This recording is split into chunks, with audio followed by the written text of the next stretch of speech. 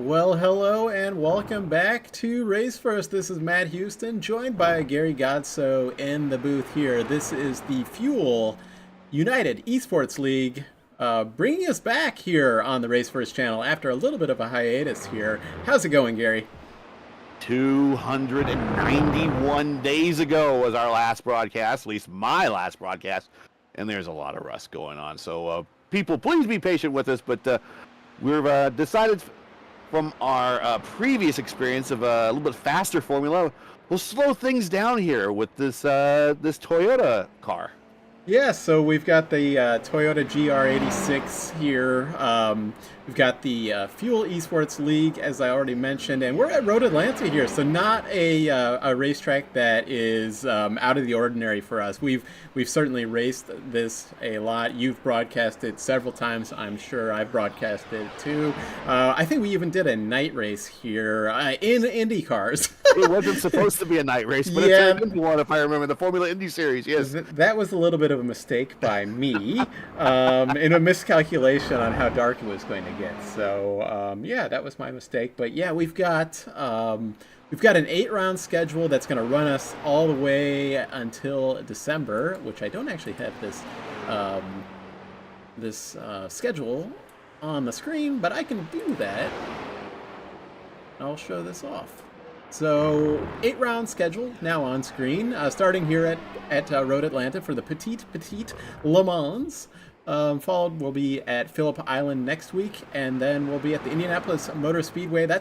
Well, actually, we're unconfirmed about that. I should ask Will about that, whether we're running the oval or the road course. I'm assuming we're running the road course, but when we get to round 6, we'll talk about that in a moment. Then we're going to be at Barber Motorsports Park, followed by Canadian Motorsports Park. So a lot of the big sports car tracks in the U.S. other than Phillip Island there. But then we're going to be running USA International. That's the 3/4 mile oval down there. I believe, where is USA International? It's out of Florida. I was going to say Florida, exactly. But I'm a little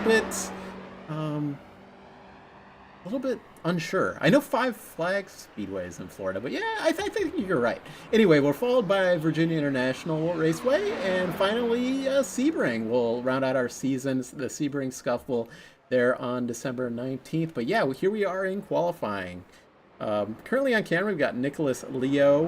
Robert McGinnis just set a lap. We can see we're doing 3 laps here. 3 laps, and the best lap will be your one that counts. And what we mean by that is the lap that doesn't get that an incident and is the fastest one. So I think I'm going to turn up.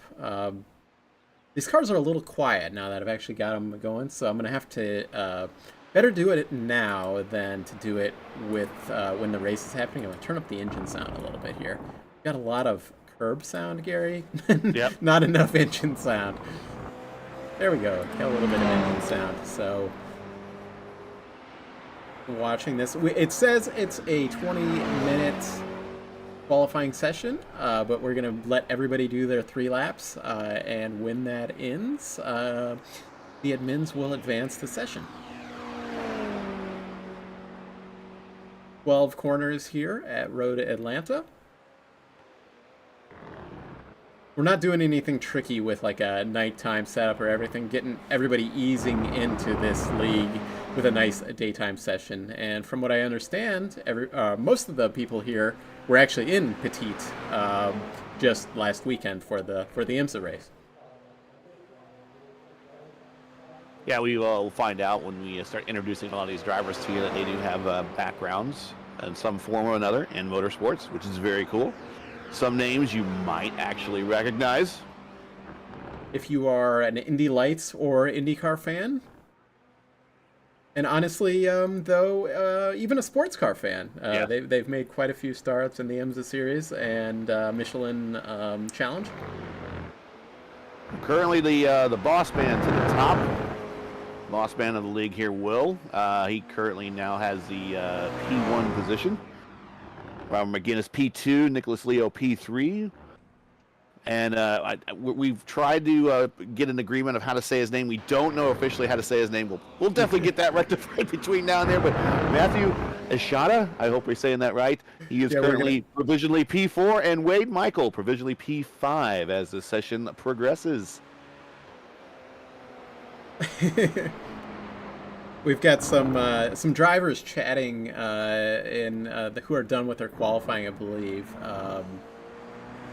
Chatting in our in the YouTube chat, and we'll follow that as the night progresses. More so when we have time to do it during the race.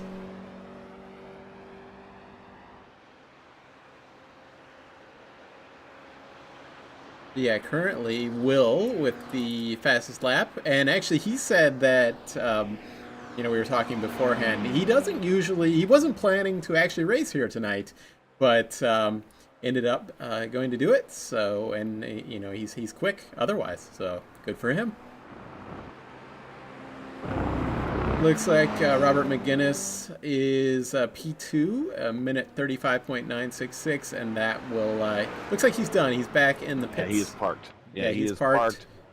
Wade Michael parked. Andrew Suter's parked. TJ Thompson just parked. Kyle Kaiser just parked. So we still have, and I think Will's getting ready to park here momentarily too. So I think we still have about a half dozen or so cars still. Now we're actually down to 5 or so that are still turning sometimes. We've got, I'll go on board here with Jackson Ball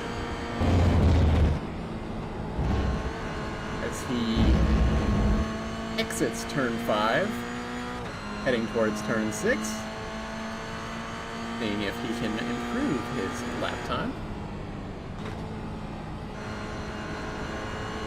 So if you're unfamiliar about the shape of the track, just kind of think of a bone-in ribeye steak. It's kind of how it envisions from above there on the far portion of the track down onto the long, almost runway-type length, which will be funny. We'll talk about that here later.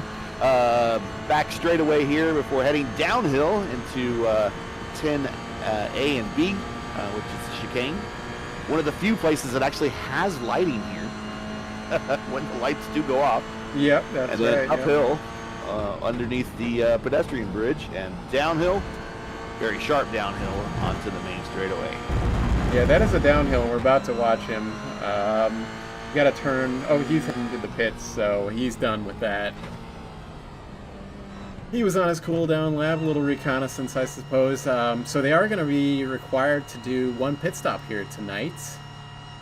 We're guessing, just strategy-wise, that will happen before the they're going to have a competition caution. I don't know if they want to call it that, but there is a caution that'll be in there. So I think everybody's done. So let's just do a run through. Will's going to start first there. Robert McGuinness in P2. Nicholas Leo P3, Matthew, I'll let you pronounce that one, Gary, because he's Eshada. Try that, yeah. P4, and he'll let us know after the race, certainly, if that's the right way to say it or not. Wade Michael in P5, TJ Thompson P6, Adam Cosgrove P7, Drew Carroll P8, Jackson Ball P9, Andrew Sauter in P10, and Kyle Kaiser there in P11. So it looks like the admin will move us forward at some point in time.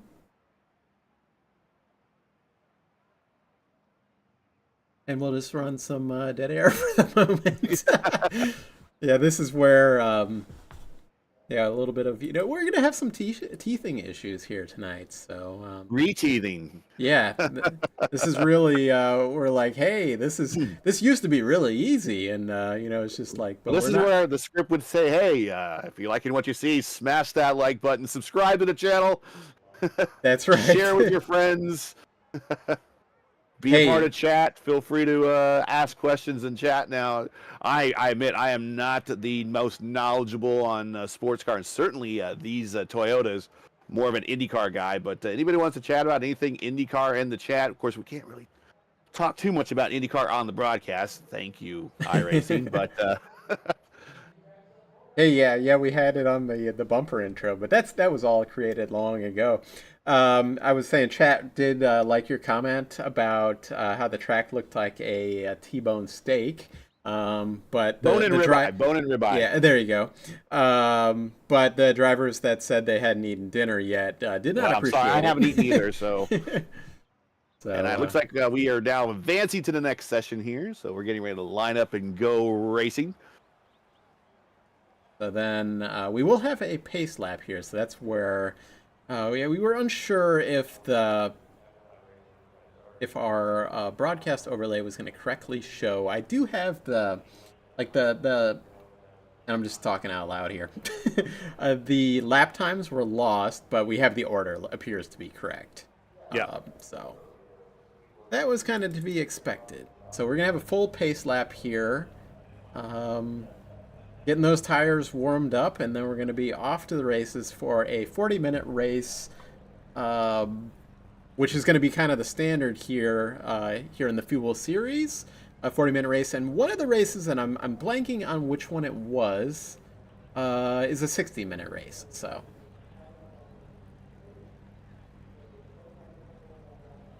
And I don't know if they're looking to recruit anybody, but maybe if they are, we can put a Discord link or something like that in the description of the video. I'll ask them about this if they don't message me about it after they watch this back. Then we can put little sponsorship things and the Discord link down there in the description for any new drivers that are looking for a Toyota GR86 League out here.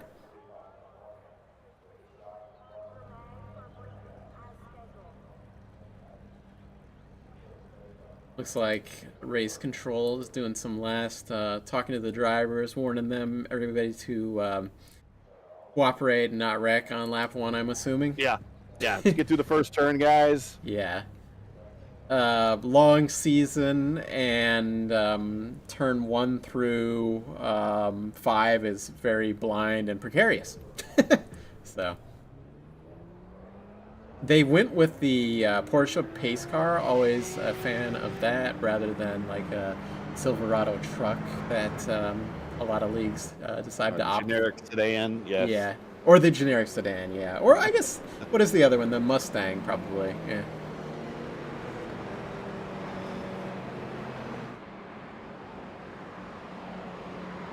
But yeah, our admin is kind of making everybody... he's laying down the gauntlet here for everybody. He's setting the good time here. And again, to the drivers, if you've got this broadcast open, I do not recommend watching it while you're driving. I mean, I know this car is only about 180 horsepower or something like that. But it's not like an IndyCar with 700 horsepower. But hey, you still got to focus.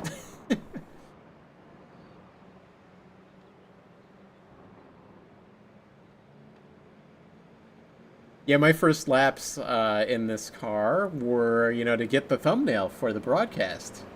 I'd never driven this car before. I've certainly driven like similar cars. The MX-5 is similar, so. Yeah, MX-5 rings a lot of bells of that one. Yeah.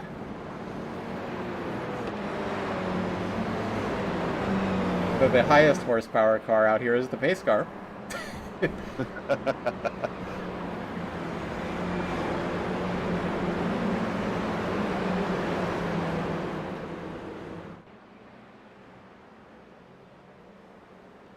And, we've got a few sponsors that are rolling through here. Stefan Wilson is on there. We've got Pro Rim, I believe is how it's pronounced.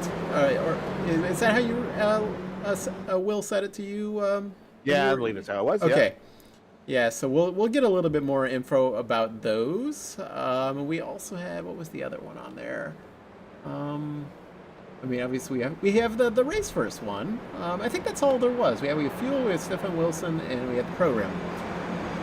We're about to, pace car is heading in, and we're about to head on to the green flag. Green flag, green flag. There we go. Barney the flag man waving. Tight pack coming in. Yeah, into turn Will 1. got away quickly. Turn P2, P3 side by side going up the hill. Now they're single file going up the hill. Now these couple turns, especially going up the hill, are pretty blind. There they are, hitting that, popping that curb, getting up on 2 wheels. Now downhill through the S's. Bit of a slalom floor, of course, if you're any type of person who likes to ski. Get to the bottom of the hill. Uphill, a little bit of braking there. A lot of runoff area there on the exit of corner number 5.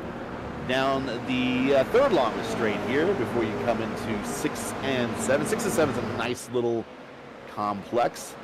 P3, battle for P2 side by side going into that complex. Nicholas Leo and Robert McGinnis battling there. Meanwhile, Will Salisbury there just kind of minding his own business and just pulling away. And now Wade Michael there. Or is that Matthew?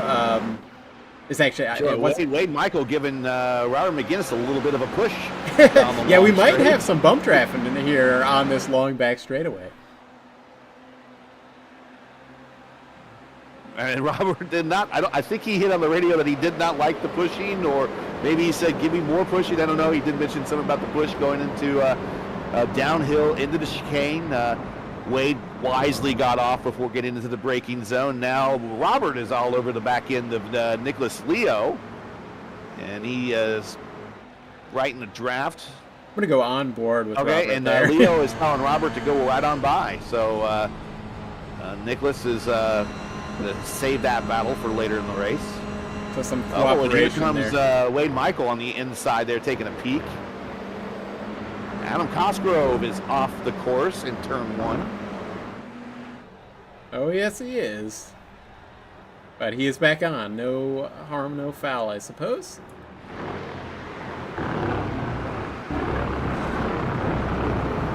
Meanwhile, we've got... Wide exit there by Robert there off at corner number 5. Gets it back on.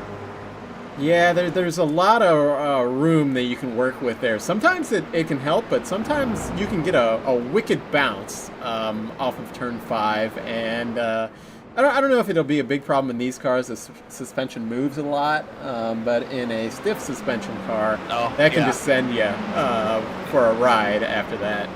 Yeah, I've seen back in the IndyCar races that we have here, people don't get off there too much, especially under heavy power, which they want to get under heavy power going on to that third longest straight here of the Road Atlanta course. The back end would like to come around, certainly on those rumble strips. But now watching the leader coming into 10A, 10B at the chicane at the bottom of the hill. Now he's cleanly through there, going uphill underneath the pedestrian bridge. Now back downhill. The car gets a little light there on some of the faster formulas. That is well under the control here of Will as he completes yet another lap on the lead. Here comes Robert McGinnis, also right on him as well. Just kind of sizing him up at the moment, making that exit in the, or excuse me, entrance in the 1 a little bit wider there at the service road. A lot of drivers like to use that little bit of a roadway there. We've got a few different teams here. Wade Michael there in the meatball. You can really easily spot that meatball on the hood of that car and on the side of it. A very tastefully done livery there. I like it. We've got a lot of meat on this broadcast. We've got the meatball. The bone-in ribeye. The bone-in ribeye. Looking back through the field, we want to make sure everybody's getting a little bit of, broadcast. Got Kyle Kaiser back there on P10.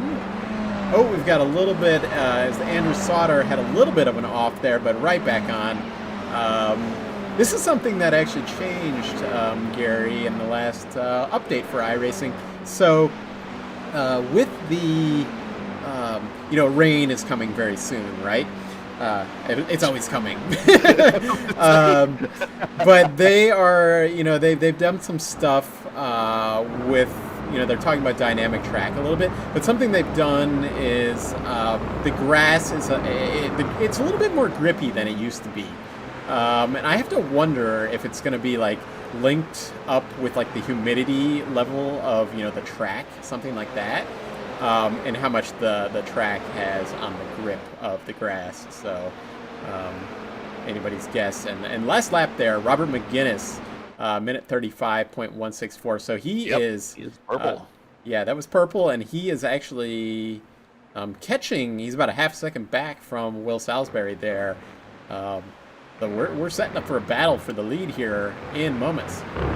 Yeah, he is actually over the last 5 laps 0.3 quicker at an average there than your leader.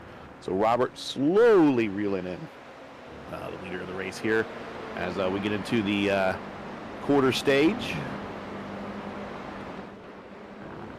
And now he's going to have that big time draft, but I don't know, like, what's the strategy here? Do they want to actually use it or not? We'll find out here. And there's still a decent battle here for P3. Looks like Wade Michael is just pretty much decided that he just wants to kind of live in the draft there of Nicholas Leo, certainly going down a long straight. Battle for the lead coming into 10A or 10A and B, the bottom of the hill. Will goes wide on the entrance, gets the momentum, holds the lead, going back up the hill. Now we're back to single file, downhill, coming down to 11 and 12 onto the main straights. He got a lot of curb bounce there on the exit of 12.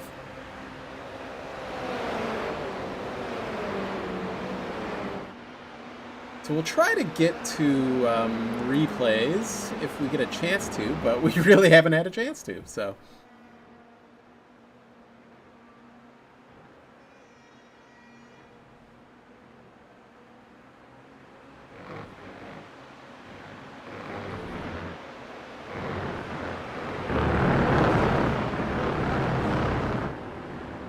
I was trying to go through our session events, but there are way too many of them for me to find. Like that where that incident happened. Apologies to that.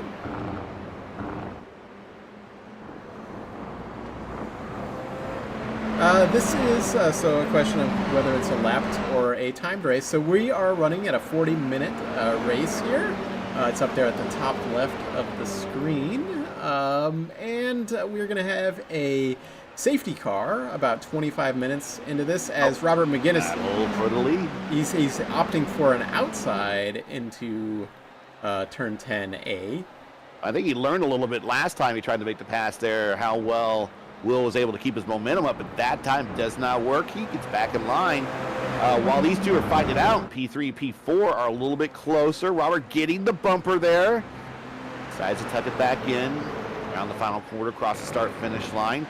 Now we've got a bit of a 4-car pack, 5-car pack. If you look a little bit deeper there, we got that blue car of Matthew there starting to creep into the picture side by side. Going into one are your leaders, and now it's going to be a four-way fight as they're all up on each other now. Very interesting. And it looks like Will holds onto the lead. Robert did not force things there.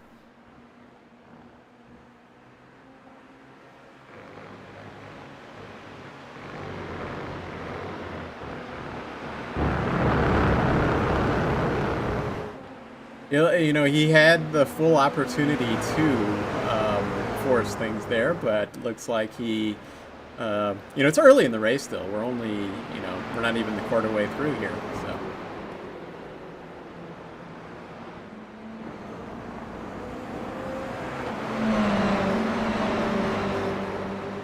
I do see, so Adam Cosgrove back there, he's kind of circling around on his own. He's a little bit down on speed, so I don't see any damage on his car, but...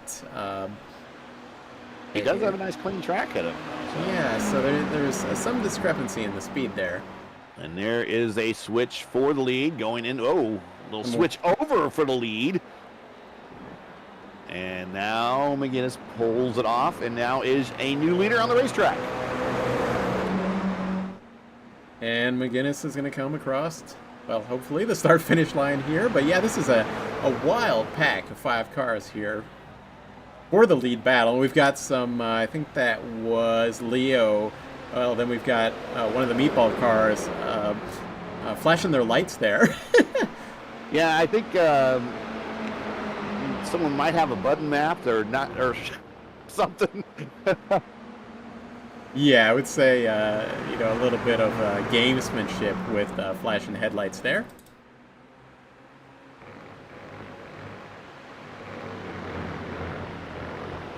always fun to do when you drive the sports cars. And noticing also on some of the times that are coming in, really a lot of the guys are getting to their fastest laps here, only about 5-6 laps into this thing. So showing how much of a hockey puck these tires are, or not. Yeah, I mean, we've really had really comparative speeds throughout the field. Really, like they're all really close together. It's whether you make that mistake or not.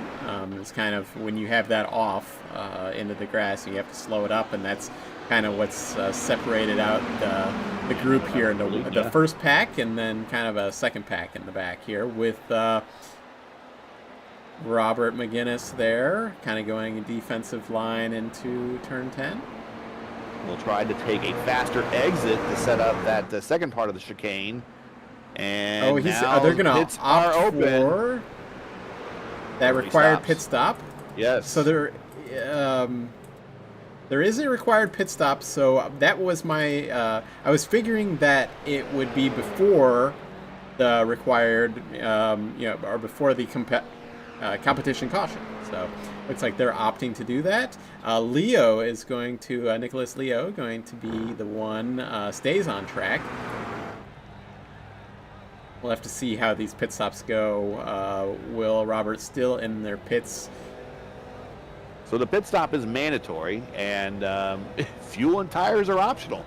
If you just want to come in, stop, and go, I guess that's within the rule, because in the competition, caution will occur, and they can also pit there if they like. But of course, if you're at the head of the pack, why would you want to do that? But anyways, they're back out on the racetrack, and McGinnis gets away clean and fast, and he has built himself up a bit of a gap between him and Will there. For second and third, as Nicholas Leo is currently your leader, is opted not to stop. So he comes in this time by. Race control was telling me before the race that these cars have about so it's a 40-minute race, and these cars have about 30 minutes of fuel. So they needed about, and a few of the laps are going to be under safety car, but they were going to have a little bit of a discrepancy there. So a little bit of fuel. I don't know if they really needed tires, but. And Nick is in for his pit stop. So, and the other thing after that pit stop, Wade Michael did leapfrog Will Salisbury there on those pit stops, and there's kind of a bigger gaps there. So we have to see how Nicholas Leo, now that he's into the pits, how he gaps out compared to everybody else here. Well, Wade is actually starting to reel in Robert McGinnis here a little bit, and that meatball liveried Toyota, as he started to reel him in. He had a bit of a lead going on there, but maybe McGinnis taking it easy on those tires to make them last longer. Leo's finished his pit stop. He is coming out, and he is McGinnis third right there. He's going to come out third. Let's see where. Yeah, so he's going to come out in third, Will Salisbury behind him. So, seemed to have worked out for Leo there. He's gotten ahead of Salisbury. Meanwhile, battle for that lead is just right there still. Robert is a real-life driver. Not a pretend driver? No, not a pretend driver like us. Or a pretend broadcaster like us, but he does it for a living. He gets paid big money. That's right. Probably says no, he doesn't, but he gets paid more than I do to do it. So he currently with Turner Motorsport, IMSA Michelin Pilot Challenge in the Grand Sport class there. Done some Indy lights. So he's been with some of the up-and-coming stars of the IndyCar series there. Now side by side with Nicholas Leo. Try a little bit different camera angle, side by side through the corners here, and the yellow flag is out. Leo takes the lead, but right as that safety car comes out. Competition caution is out. Oh, and Robert's not all right with that. And Wade Michael replies, "Boom, baby, boom."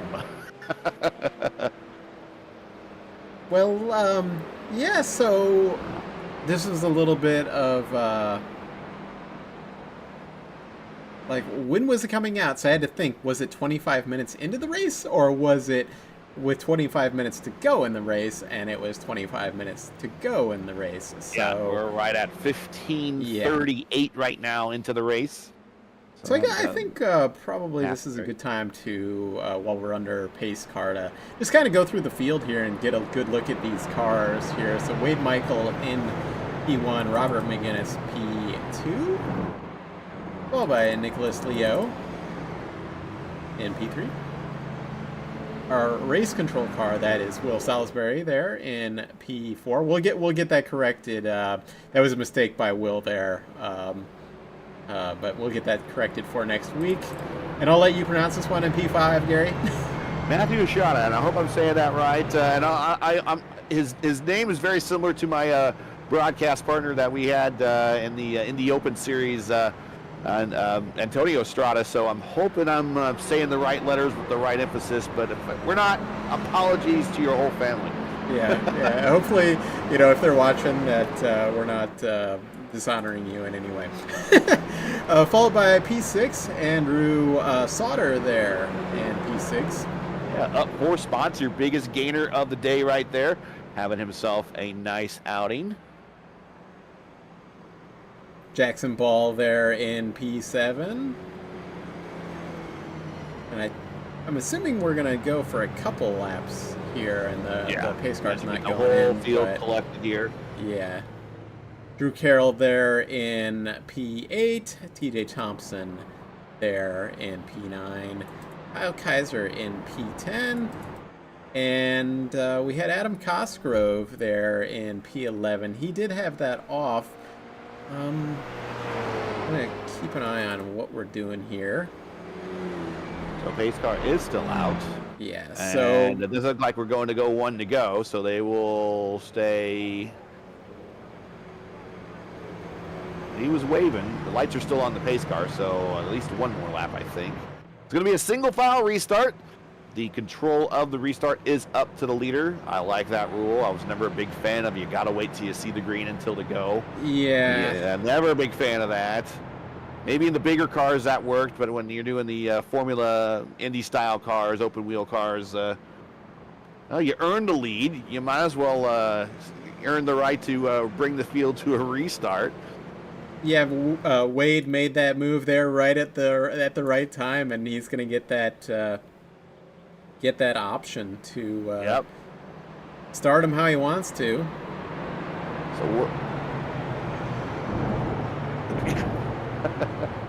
So Wade is a native of Green Bay. Not sure if he's an actual Packers fan. Not everyone's a football fan, but imagine I think everybody of Green Bay is a Packers fan.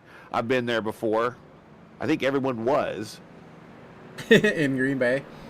Yeah. So, of course, his home track is Road America, and that's where he got his taste of racing at an early age when he was very young. Very young for me. I was in my dad's arms at the Indianapolis Motor Speedway. Well, he's at this guy is at Road America, so different upcoming, but same result, racing fan for life. Yeah, when you grow up around the racetrack, then that's kind of just something you do, and then you end up wanting to give that same experience to your kids, right? Well, I got a daughter, so she was at the racetrack for Elio getting his 4th Indy 500. It was a big deal for her for that because he was with Dancing with the Stars. Oh, okay, so, there you go. Yeah. Also in 3rd place there, Nick Leo from Findlay, Ohio, of course, in the Mid-Ohio area. And in his bio, he just says, I'm very average at this. Well, average to be in P3 at the moment here in the early stages of this event. Well, we'll see. The pace car lights should go off on this one. We did get a confirmation in chat about...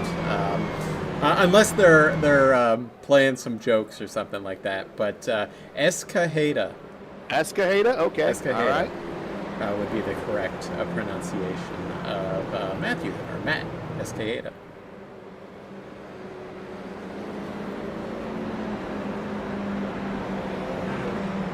So there's a question in chat about, I don't have any information. Maybe that's not, do you have any information about whether anybody took tires, Gary?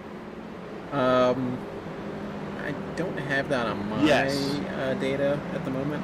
Yes. So everyone looked like changed tires on that pit stop. Okay. Yeah. The longest stint, of course, on the tire run was Nick Leo. Of course, he did go the extra lap with everyone, so he did 8 laps. Everyone else did 7. Right now showing everybody with at least 4, but they're caution flag or full course yellow speed laps, so not putting a lot of wear on them. But everyone did change rubber.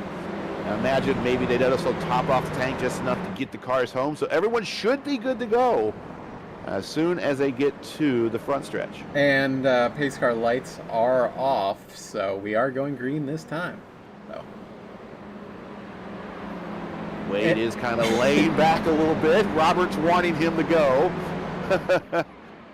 It is at leader's discretion, though. So. Yeah, it is.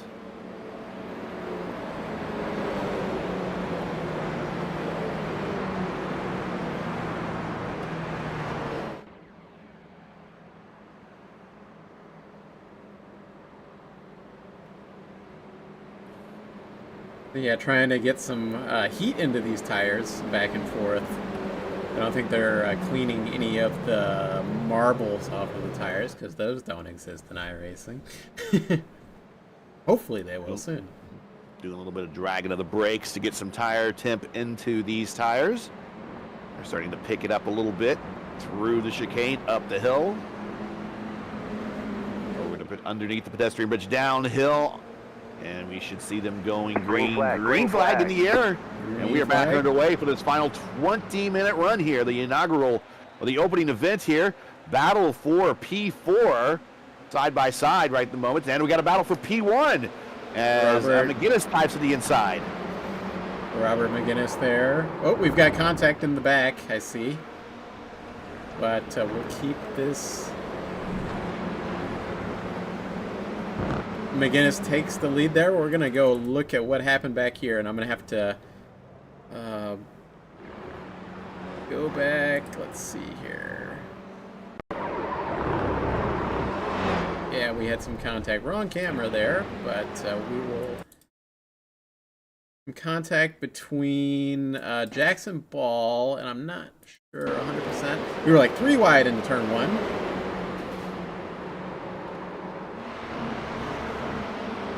Looks like Kaiser and Jackson Ball. All right, we'll head back to live pictures. And we got a 4-car train going down the long straight here as McGinnis is going to defend to the outside. Wade Michael to the inside. Looks like Wade's got some bump drafting help down this back I think he's got a little HP helping him out here as they're bumping him down. I don't think McGinnis finds that one very fair. Yeah, I thought for a moment that Leo was going to pass McGinnis. There's your push to pass, folks. Yeah, I would say literally push to pass.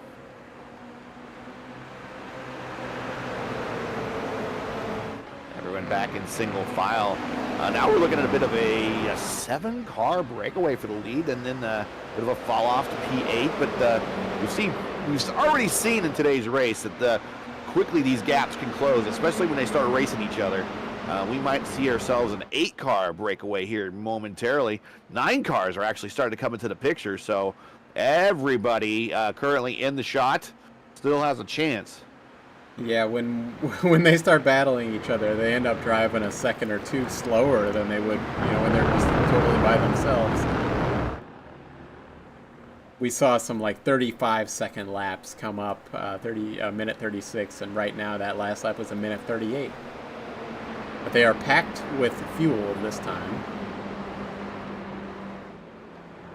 As McGinnis hopping over the exit curbs there. I thought he had some momentum there, but it looks like he's not going to be able to make that pass. Wade Michael there will be in the lead, but we've got some more, looks like bump drafting of Will and Nicholas Leo, and that might leave Robert McGinnis. That might shuffle him back to fourth, but he's going to dive deep into the braking zone there. Yeah, really deep into the brakes. Oh, and he gets a little bit loose, maybe a little bit of help. That's okay. I don't think there was anything malicious there going on, but we do have now a little bit of breakaway for the leader. A little bit of over-under there for P2 and P3. A little bit of over-under for Will there. P2 is by himself. P3 is getting assaulted by everyone back to about 7th spot. Ooh, a little bit of a twitch there I saw from, I think it was Will.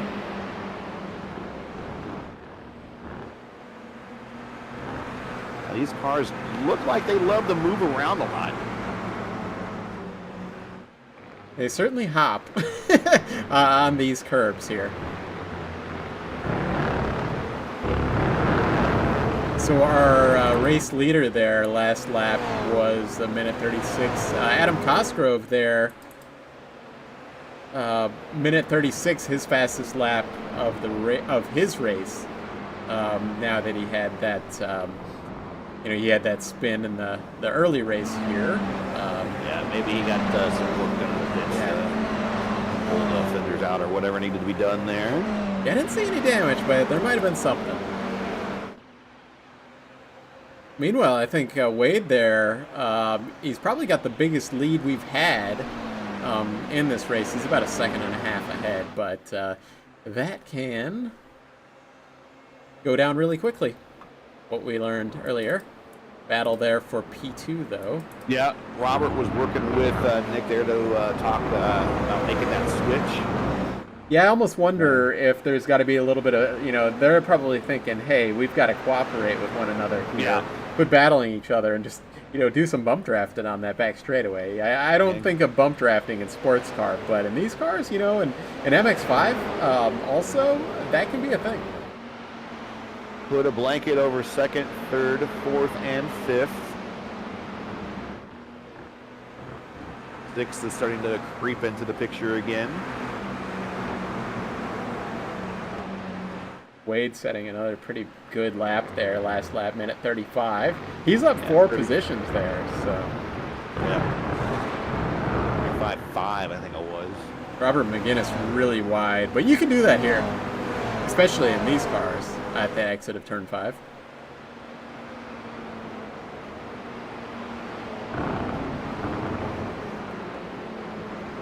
Now I wonder if that's going to change when iRacing kind of they're doing the dynamic track we were talking about. And I guess there's going to kind of not recode or scan, but just maybe recode, not rescan, but recode some of these tracks, and maybe that might be an off in the future. But well, I think I do think it's an incident, if that's what you mean, like an incident point per iRacing. But I'm not sure. I'm not aware of any limits we have here in this league. So.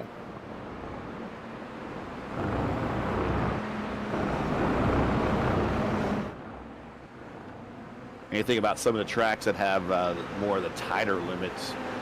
Go back into the history archive here at Raceverse if you guys want to check out some of our other coverage.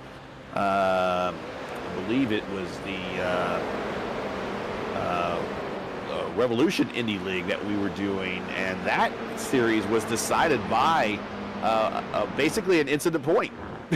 One of the championships was decided by an incident point. The driver that would have won the championship ended up getting too many incident points at the Red Bull Ring and got disqualified coming to the checkers, and that's what cost him positions there, and ultimately what cost him the championship. So don't think those incident points, if there is an incident limit, don't come into play later. They can, absolutely. We've seen it here firsthand.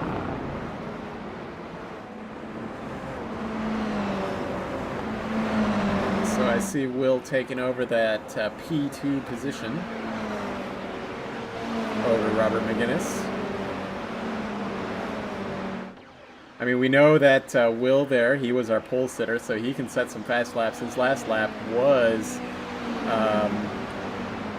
almost 7/8 faster than our race leader. So if these two drivers in second and third kind of cooperate with one another, if they need to leapfrog on that back straightaway, then they can if that's any faster. But they might be able to run down that leader up there. But yeah, thinking of tracks with incident limits that are kind of harsh. Spa had some really bad ones for a while, but iRacing updated that one. Red Bull Ring's pretty bad.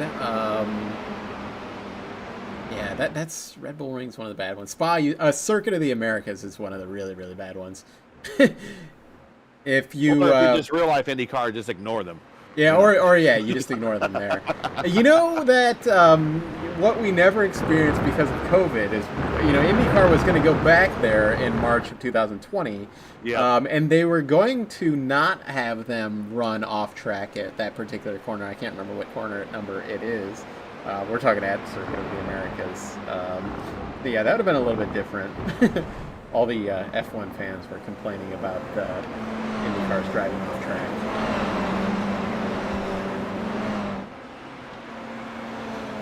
Yeah, last lap, so we were talking about before, a little bit less.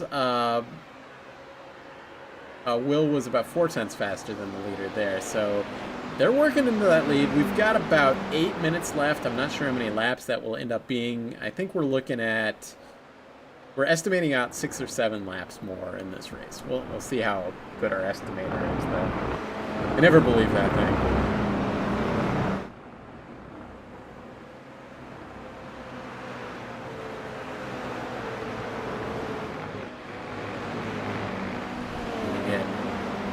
As they cross start finish, we're going to get new lap times coming up.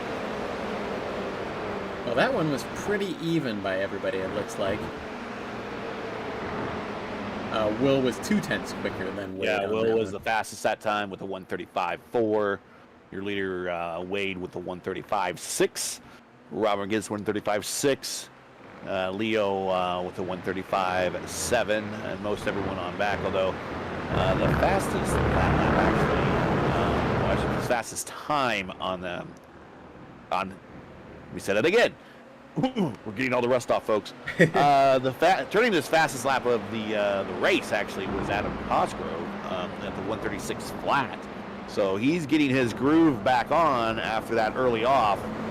He is up to where he started the race at P7, and not too far behind, getting up into P6 and maybe even a shot at the top 5 here with the last couple of minutes winding down off this clock. But the lead train is starting to close back up again. Yeah, it really is. We're down to... is starting to run down the leader Wade. Yeah, we're down to 8/10 between... and then 4/10 back to Robert McGinnis there. So this is coming down to the wire here.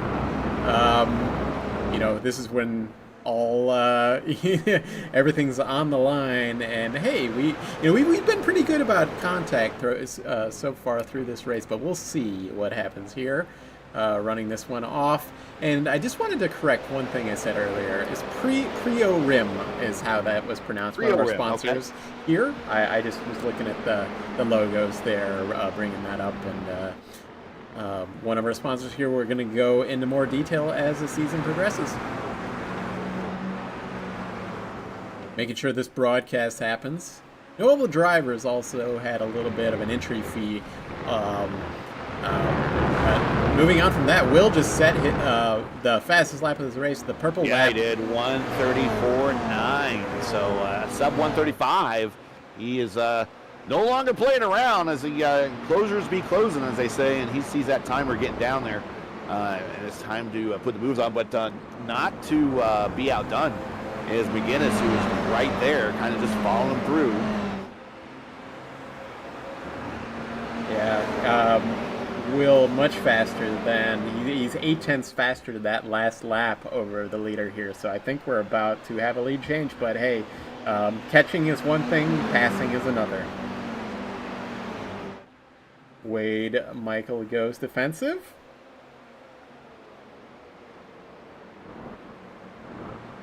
And with Will Salisbury not making the move there, that's allowing Robert McGuinness to join this battle.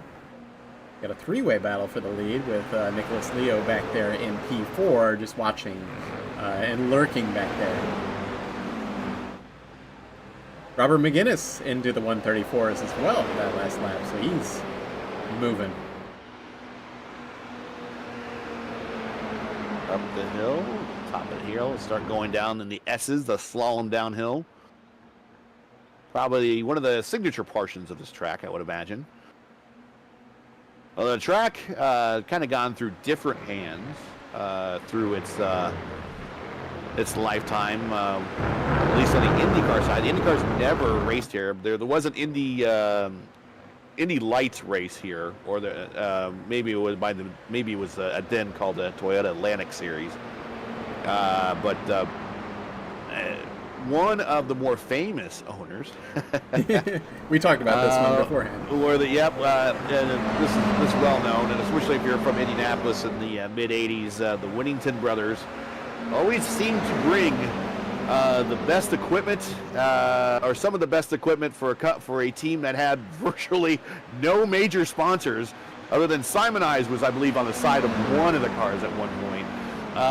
But you're like, how do those guys get such money to do this and be competing with Team Penske? Well, smuggling pays the bills.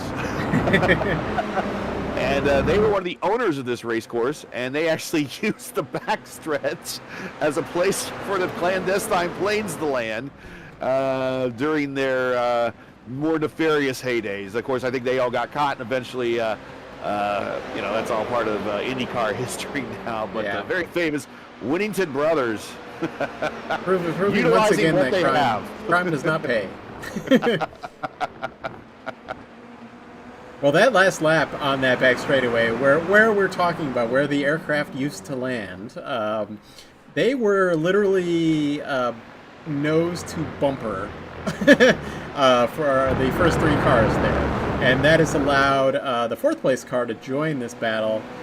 Fifth car blinking his lights a little bit back there. He's in the battle if something happens up here. He did TJ Thompson back there in P9 just setting his fastest lap at a minute 35.7. That's a good lap. And that's a battle here for 7th, 8th, and 9th. Interesting, some of the stats that we're pulling. McGuinness is actually the fastest car on the racetrack over the last 10 laps. And he's been saving those tires, and now he's making a move to the inside, coming down the hill into the braking zone. 10A, 10B, gets a little squirrely down there, holds it off side by side. Still with Wade Michael on the inside now. He tucks in behind. Oh, and now they're starting to bunch up here for P2 on back. We can see him full wide coming across the main straight. Yeah, that whole bobble there just got P5 right into this mix here with Matt Escayet. Well, I just mispronounced it again, so I won't even try. We're going to work on that one in the off week. Matt E. Yeah, there we go. Yeah, there we go, yeah. Yeah, Robert McGuinness, our once again leader here. Kind of our two really fastest cars here in P1 and P2 once again. P2 car, honestly, it has the fastest lap of the race, though. Double checking if that still is true. Yes, it is, according to my data, anyway.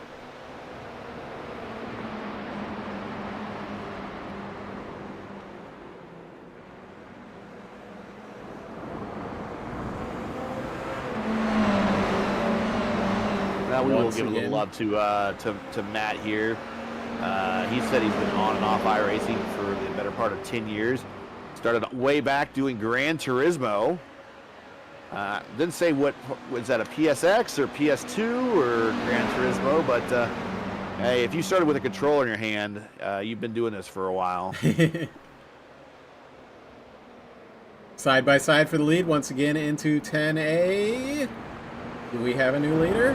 Maybe. Oh, well, we do, but he's not letting it last very long.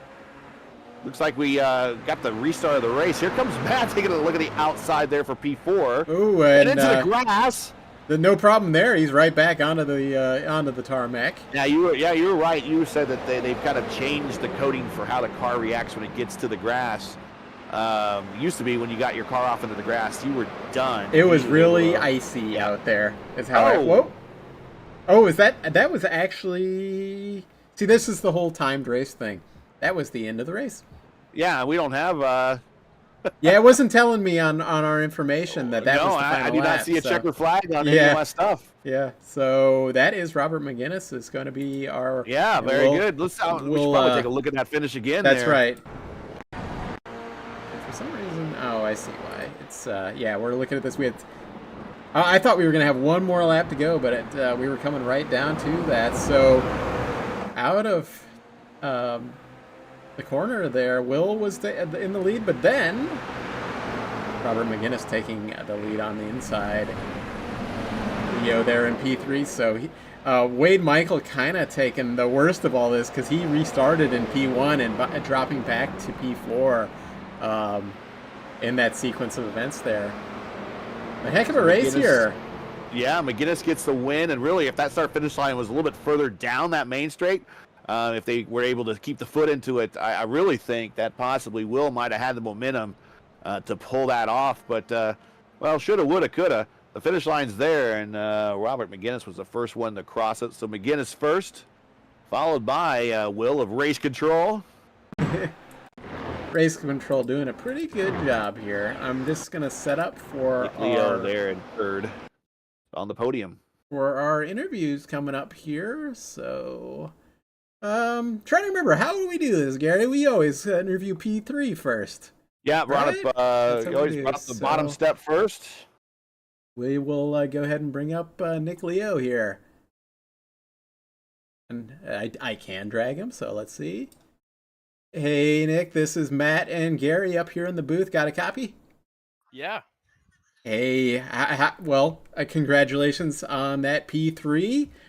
You were kind of lurking in the back there, not all the way in the back, but in like P4 there, but kind of, just lurking there and got onto that podium position. So tell us how it looked from your end. Yeah, this was, I think the car just makes this racing so good. It's like, it's so easy to follow in. It's so easy to keep up in the draft. It's just an easier car to drive for a lot of us that we've usually been doing these series in open wheel cars. But for me, at least, I was kind of shocked by my pace, to be honest. I hadn't been the fastest leading up to this. But I guess I found something earlier, and I was just happy that I was able to keep up with the lead pack for a while. It got a little hairy towards the end there. I kind of dropped off a little bit. But I knew once they started battling at the front, then we'd stack back up again. And fortunately for me, that stack up allowed me to get P3. There you go. Nick, your change on, or your biggest difference really of your race with the strategy on pitting, was it always going to stay, you were always going to stay out the one extra lap, or did it just catch you by surprise and you're like, I'll just take the extra lap? I really had no plan going into the pit. I knew I had to pit, and I was in a Discord channel with Will and Wade. Or Race Control in the race. That was Will Salisbury. We've got it. So we were talking, and they were saying they were going to pit, and then I was like, I'll probably just go one more, depending on what they do. And then all at once, the four of them, like Rob and Matt Escajeda, they were in a different chat, so we couldn't hear them. But they all went in, and I was like, well, all right, I got to set down a flyer now. And I guess it worked out. Oh, you did? Yeah, it worked out. I mean, you came out in my original spot, at least. Yeah, I think you came out at least at third, I think, if I remember right. But and that helped move you up at least one spot. For sure. So that was an interesting strategy. And I was, again, saying you're the only one that did it. And really? Other than the guys that made up spots on pit road, you're the only ones that really made up the spot on the racetrack itself during the pit. So nice. Different strategy that maybe someone wants to follow going forward. He was able to make up at least one spot. But good strat, and congrats on the P3 and the opening race of the series. Thank you so much.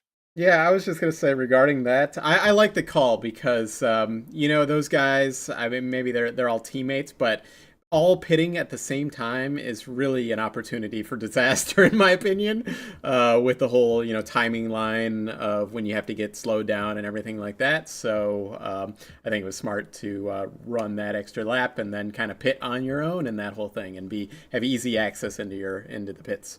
So Yeah, absolutely. yeah. Coming down that pit entry lane is much easier when I'm on my own. So So yeah, kind of safety got first. lucky with that one. Got lucky with that one, but I'm grateful for it.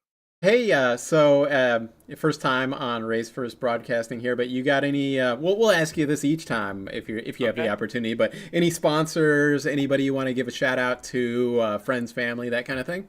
Um, let's see. I'd like to call out my roommate Jess. I think he's watching. I'm not sure. He's like 2 rooms over from me right now. If he's watching, good. If he's not, I'll tell him to watch the replay. I think my dad's company is going to end up sponsoring part of this too. We're Nice. just not quite aligned yet. He's probably going to Good. come in for the second race, but um, shout out Pit Fit Training. They're going to come on as a primary sponsor. And let's see who else. Shout out Max and Joe, who I know are watching, and shout out Zach Hudson, who is my teammate that'll be around for uh, next race and maybe a few more after that. So I'm a single team right now, but Zach Hudson's coming in to join Team Sad Boys here next week. Yeah, I heard there were quite a few well, 3 or 4 drivers that were missing this week, but hey, we might Yeah. even get some more. But good talking to you, Nick, and congratulations on P3. Thank you guys so much. Yep.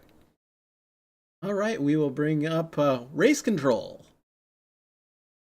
All right, so we got race control up in the booth here. You had an interesting race there, Will. You kind of were moving all over the track. I think you obviously started first, but I think you were down to about P4, and you were setting. I think did you end up with the fastest lap? I think you ended up with the fastest lap. Yep. Purple 134.969. So Yeah, it was a good race. I mean, it's good to know that race control can put on a fire suit once in a while and just stick the car on pole and be up there with the leaders. But yeah, it was a fun time out there. I wish I had changed my name before the start of the race. But yeah, I didn't want to, obviously putting on this league. I really appreciate everyone coming out and competing, and you guys here tonight for broadcasting, and didn't want to ruffle too many feathers making moves. At the end of the day, race control's got to be the one handing down penalties too. So I had to, keep it clean and be respectful for everyone else. But overall, it was a great race with Rob and Wade out there. I didn't have the best pit stop. I lost a lot of time there before the comp yellow. In the pits, Rob was able to stretch out and kind of fell back a few spots there. And with these cars, though, the momentum is everything, and you just got to be able to know how to drive them right and really not make any mistakes putting together lap after lap, corner after corner, and catching up to the guys in front. So we were able to do that and catch back up and work with Wade and Nick there, and me and Rob went at it. It was just it was a really fun time. Everyone gave each other a lot of room, and coming to the line, I knew I didn't want to be out front, but Rob just he's kind of screwed up in 5 coming up onto that back half section there, and I got to run, so I got around him. But going onto the backstretch, you're leading on the final lap. In most cases, you never want to be there, and I knew a pass was coming. Tried to defend as much as I could, and he was able just to get that run on the inside coming out the 10A and 10B there, and ultimately snipped me at the line. But once again, Rob McGinnis showing why he's professional driver. He doesn't back down, and I did everything I could. It was fun working with Wade and Nick there, but just ultimately ended up P2 for race control today. Well, not bad. That's not bad, but 0.086 is the margin of your loss, but his victory today. Really, if the start-finish line, I was saying during the broadcast, as the start-finish line was a little bit further on down that main straight, you did have a run on the outside. You might have been able to get closer, maybe get a bumper up there, but by nature of where they got that start-finish line here at the bottom of the hill, kind of at the start of the straight there, didn't really afford you enough time, but you had them lined up for a good run there at the end, just not enough time. Yeah, ultimately, that's exactly what it came down to. He just had that inside run, and I had the momentum on the outside on the hill, but like you said, if the straightaway was down a little farther, it might have got him. Alka used a little push there from Wade Michael in the meatball car. But ultimately, if this is how race one ends of this series, I'm super excited to see how the rest of the season plays out, because we're going to have some hell of battles and some hell of a finishes coming up. So I'm really excited to see how the rest of the season plays out, and hopefully we put on a great show. I think tonight was a great show for everyone. I think everyone had fun. So looking forward to the rest of the season.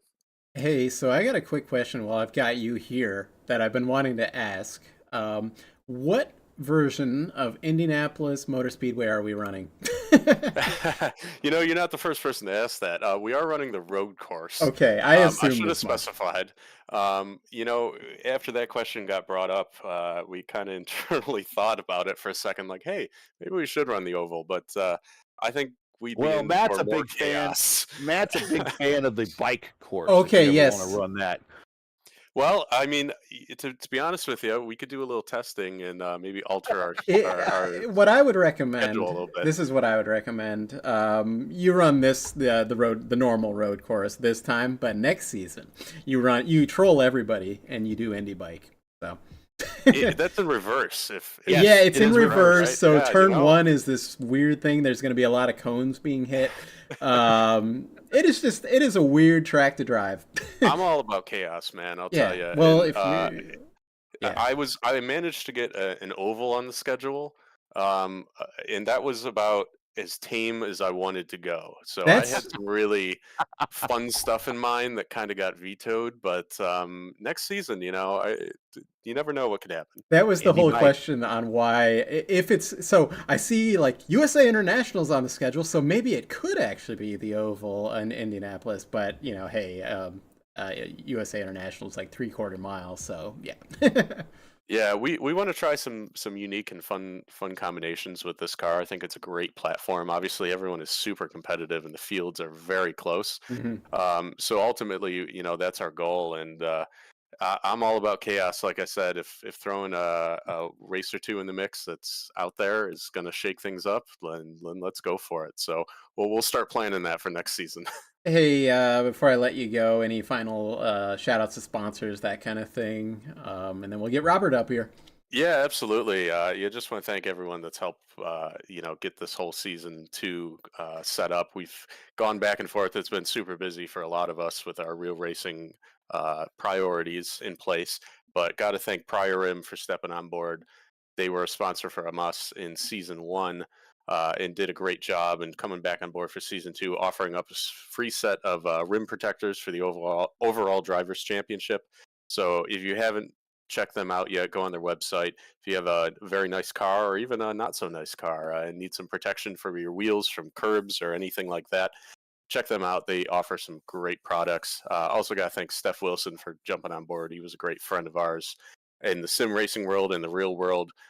He stepped up and has contributed to our league as well. So I really appreciate him, and just a lot of work and effort that's gone into this. I know Wade and I have gone back and forth with some things throughout the season, getting ready for this event. So can't thank them all enough. And you guys are Race First for coming on board and broadcasting it. I'm looking forward to rewatching it and seeing how all the action played out. So thank you guys.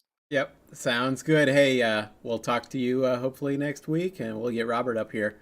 Cheers. Congrats on a P2. All right, I see Robert is broadcasting something, but I'm going to take him. Hey, Robert, this is Matt and Gary up in the booth. I knew you were trying to broadcast something up there, but we've got the live broadcast to congratulate you for your win. Thank you.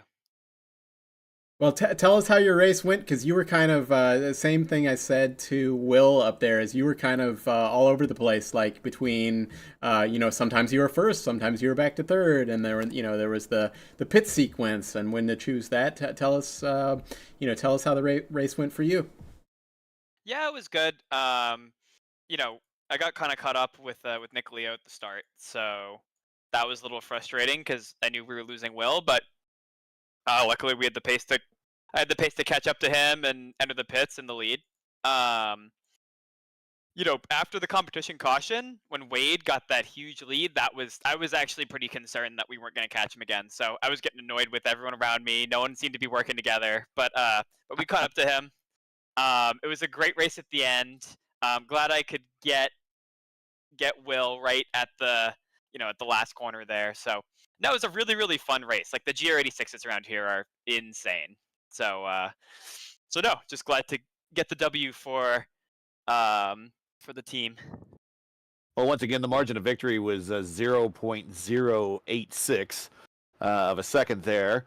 I was listening to also the driver feed, and I can't tell, were you or were you not happy at where that competition caution fell? Oh, I was furious because Wade passes me, and then it comes out Yes. right after that. Yes. And I didn't put enough fuel in my car, so I was having to save fuel. And then he passed me. I'm like, okay, I can get the draft, get him back into one. And then all of a sudden, the caution came out, so I couldn't, control the restart from there. But no, it was okay. I wish we had like a timer or something. I mean, I know we do, but it's hard to keep track of it. Maybe a countdown or something to the competition caution. But no, it wasn't a big deal at the end of the day. Yeah, at the end of the day, it just kind of reset the field and gave everybody else in the top, 5 another shot at it, right? Well, yeah, that's what the competition caution does. It's awesome. Yeah. I mean, you guys put on a great show for us. I think between me and Gary, I mean, we weren't 100% sure how this would all go. It was all kind of, but yeah, I mean, with the times and qualifying, we knew it was going to be very close. But you guys put on a great race for Road Atlanta. But yeah, hey, any other any sponsors, any shout outs to family, friends, that kind of thing you want to give? The reason we do this at Feline Speed Syndicate is for Lottie and Cholula, and I just feel like they need some recognition here. They're the reason that we're all out there. They're the reason that I'm able to go racing, and so without Lottie and Cholula, none of this would happen. So big shout out to them, and I hope they're doing well. Awesome. Well, congratulations on the victory, and double checking where we are at next week. We are at Phillip Island, so over in Australia. So any thoughts going there? Phillip Island's always fun. I'm sure it'll be another really close race. The field here is so tight. So yeah, I'm excited. I got to get practicing. Sounds good. Well, once again, congratulations on the victory, and I'll let you go and talk to your mates down there. Thank you. All right, congrats. All right, so that was round 1 for us in the Fuel series here. Robert McGinnis taking the victory here. Any final thoughts, Gary? Well, that finish, you saw 5 cars basically under a blanket there at the checkered flag. I hope that's an indication of what we're going to see for at least the remainder of the road courses. It was anything but a parade. These guys were racing pretty much every part of the racetrack. Every portion, all portions. There was a lot of side-by-side action. The competition caution brought everyone closer. I don't know if I would do the mandatory pit stop before the competition caution, because I know that that kind of spread the field out, and then the competition caution got everyone together. I probably would have done the maybe the pit stop in the second half of the race, maybe make that the rule, and then that would allow someone that does a good pit stop to actually build a bit of a margin. But if we're going to keep everything close together, this was a great finish. 5 cars. Really, if there was a lot of bumping and shaking, any one of them really could have come out the winner of this one. Good show, good opening. Hope everyone at home liked it. Pardon the bugs, but if you did enjoy it, make sure to give us a like. Make sure to subscribe to the channel and follow us on Twitter. All the good things, and we would really appreciate it. But I'm glad to be back. It's 200. Yeah, you said it. You said 91 it earlier. days. 291 days was my last broadcast, so it's been a while. Was that was a New Year's Eve broadcast, if I recall? Was that Spa? Yeah, that was the day before the IP was lost. Yeah. Yeah. So for the IndyCar series, so asterisks. Is that what we're supposed to say? Anyway, really good getting you back in the booth, Gary. Here, like you said. We might have been a little bit rusty, but we're going to be back on this here next week.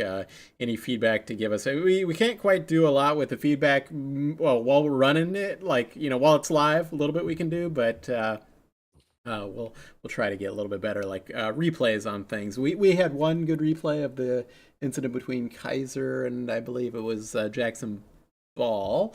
But yeah, we'll get a little bit better on those. And the problem is like it was so close at the front. It's like we don't have a chance to really cut away to anything else. So yeah, but yeah, thanks everybody. That's when for you know watching. you got good racing. Unfortunately, the guys that are in the back that normally would give a little screen time to didn't get a lot of screen time because, well, I mean, the battle for P2, P3 was lively the entire race. P3, P4 also as well, and then right there at the end, 5 cars racing for the finish. It's hard to get the camera all over the place. So just indicative of the style and quality of racing that we're looking at. But I'm glad everyone showed up. And again, thanks for everyone watching tonight.